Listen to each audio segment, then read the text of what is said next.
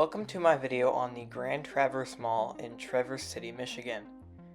This mall opened in 1992 and has been serving the region for many years.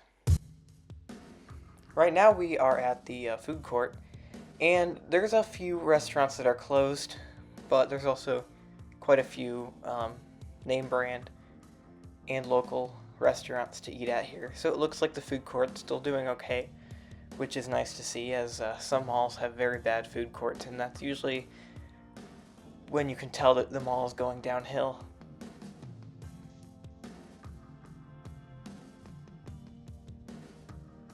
There's an FYE. They are closing several locations, so I don't know if this one will be one of the ones that's closing or not.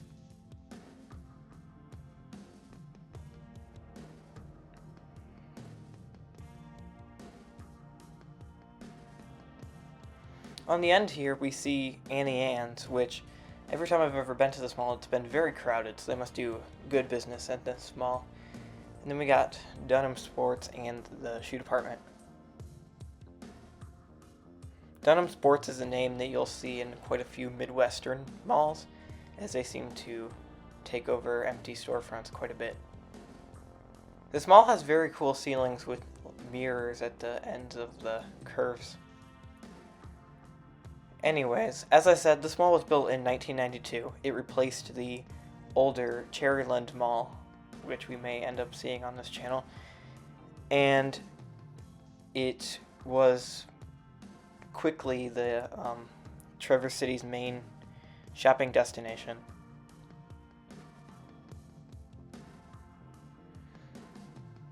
General Growth Properties was the original developer of this mall, and they kind of still own it. The General Growth Properties was taken over by, acquired by like Brookfield is now what they're called, but they still own this mall, so that's interesting.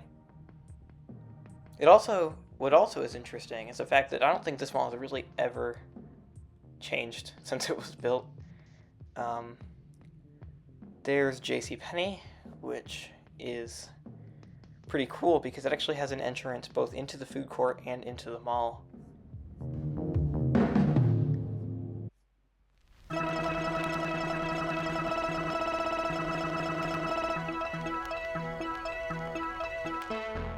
On the right here we have a Hollister, which I think is now closed, or it was closed there too, so.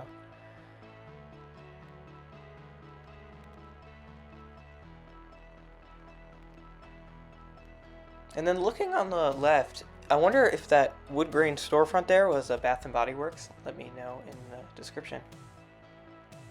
Over here is another one of the mall's court areas, and this is probably the wing with the most problems right now.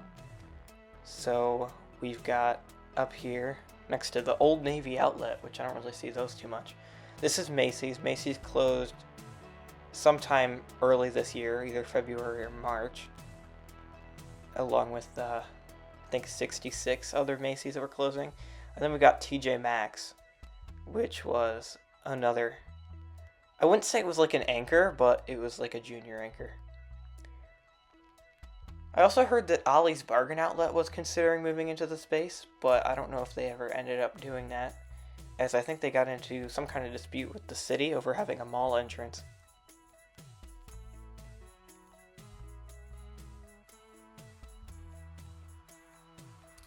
But yeah, this mall, it's in decent shape. There's a few entrances and stuff that look like they could use a repainting, but overall, I don't really see any like water spots or anything that make it look like it's having many problems. And it looks like current owners are handling this mall fairly well, as it seems to be doing okay for most malls like this.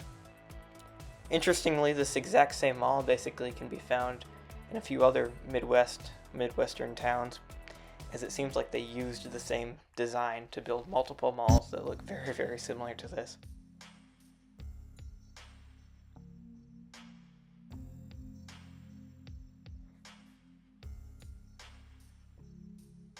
Now we're back at the courtyards area with the skylight. I wonder if there's ever neon up there. Let me know in the comments if there's ever neon.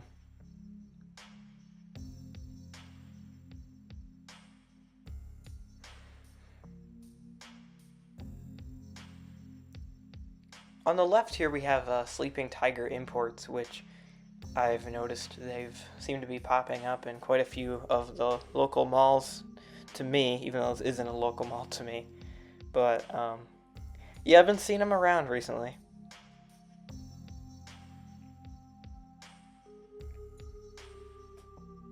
This mall also had a movie theater as well over in one of the entrance wings.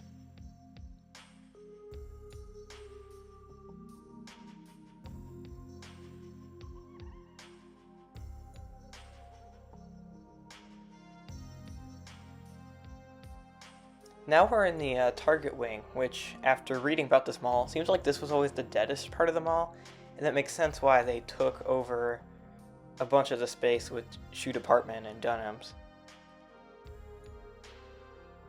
This wing still does have a few smaller stores that are mostly closed, and then there's the Army at the end here. Target seems to be a strong point in this mall because Target just updated their store at this mall, as I think you can see, and they retained their mall entrance, which means that Target is committed to staying at this location, and that's a positive for the mall.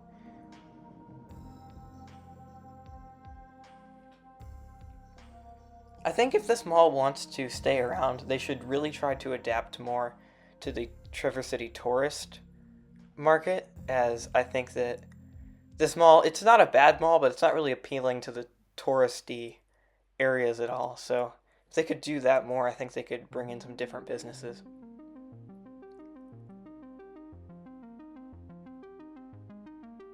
I didn't do a whole drive around, but here's what the Target looks like, and then we might get a look at JCPenney as well.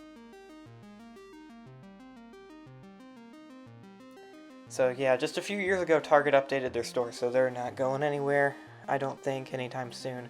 This mall also has a very cool food court entrance. And at night, I think a bunch of light bulbs light up too, so it looks very cool at night. Unfortunately, I was here during the day though, so I didn't get to see that.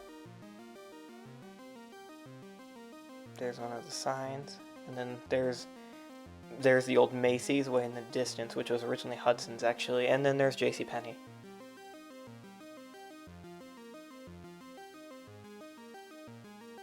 Anyways, if you enjoyed this video, make sure to like and subscribe. I got quite a few other filmed all the Traverse City area shopping centers, including this one, so you'll see those soon. And yeah, make sure to subscribe. Thank you for watching.